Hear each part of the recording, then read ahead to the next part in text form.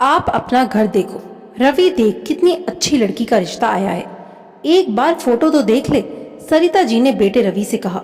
माँ, कितनी बार बोल चुका हूँ मैं प्रिया से ही शादी करूंगा, वरना मुझे शादी ही नहीं करनी।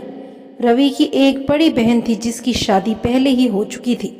सरिता जी और रवि की बहन मोना को लगता था कि अगर रवि अपने पसंद की लड़की से शादी करेगा तो वो उनकी इज्जत नहीं करेगा और रवि भी शादी के बाद अपनी पत्नी के इशारों पर नाचेगा। इसलिए वो कम पढ़ी लिखी लड़की खुद की पसंद की लड़की से शादी करवाना चाहते थे। लेकिन रवि की जिद के आगे किसी की एक न चली और सबको शादी के लिए मानना ही पड़ा।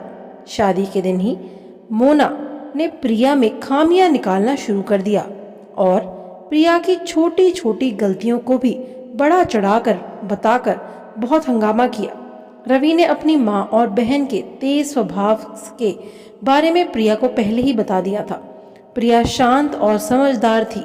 वो जानती थी कि मैं रवि की पसंद हूँ, इसलिए मुझे कोई पसंद नहीं करता। प्रिया ने सोचा, बहन की तो शादी हो गई है, उससे क्या डरना, वो तो कुछ दिन में चली ही जाएगी और सासू माँ का दिल मैं तो जीत ही लूंगी। लेकिन प्रिया गलत थी। सरिता जी हमेशा प्रिया को हर छोटी छोटी बात पर टोकती रहती थी। सीधे मुंह प्रिया से बात भी नहीं करती थी। प्रिया ने कई बार रवि से बोलने की कोशिश की, लेकिन रवि हमेशा कहता, धीरे धीरे मान जाएंगी, तुम हिम्मत मत हारो। प्रिया ने नोटिस किया कि सास ज्यादातर समय अपनी बेटी मोना से ही फोन पर बात करती रहती हैं और दिन भर की क्रियाकलापों की जानकारी देती हैं। लाख कोशिशों के बाद भी प्रिया सरिता जी का दिल नहीं जीत पाई थी। प्रिया ये जान गई थी कि सास के कान भरने का काम मोना ही कर रही है, तभी माँ जी इतना सूखा व्यवहार करती हैं। सरिता जी अपने घर के हर निर्णय बेटी से ही पूछ कर लेती हैं। किस त्योहार पर क्या पहनना है, घर में क्या पकवान बनेंगे, सब मोना की पसंद का होता है। प्रिया को लगता जैसे मेरी इस घर में कोई वैल्यू ही नहीं है। एक दिन प्रिया रोज के काम निपटा ही रही थी कि प्रिया के भाई का फोन आया। हेलो प्रिया, कैसी हो? ठीक हूँ भैया, प्रिया ने कहा। पापा की तबीयत ठीक नहीं है, कुछ दिन से तुम्हें बहुत याद कर रहे थे।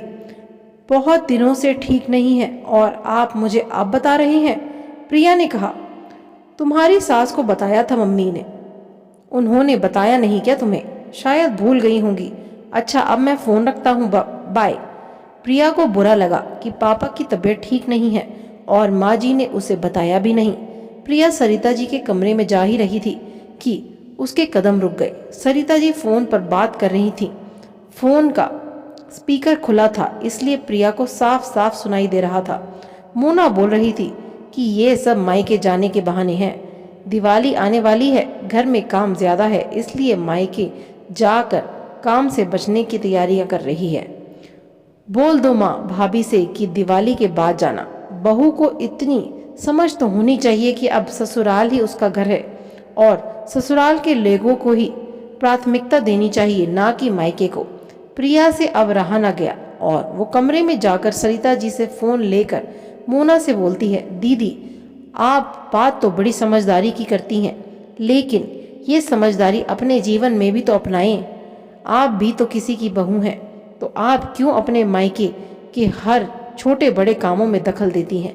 यहाँ के निर्णय में और माँ जी ले सकते हैं, तो कृपया आप अपना घर देखिए और मुझे सुकून से रहने दीजिए। प्रिया ने फोन रख दिया। सरिता जी गुस्से से प्रिया को देख रही थी,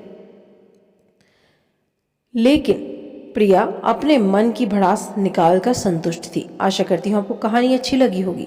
अगर आप चैनल पर नए हैं तो चैनल को बिना सब्सक्राइब करिए मत जाइएगा। धन्यवाद।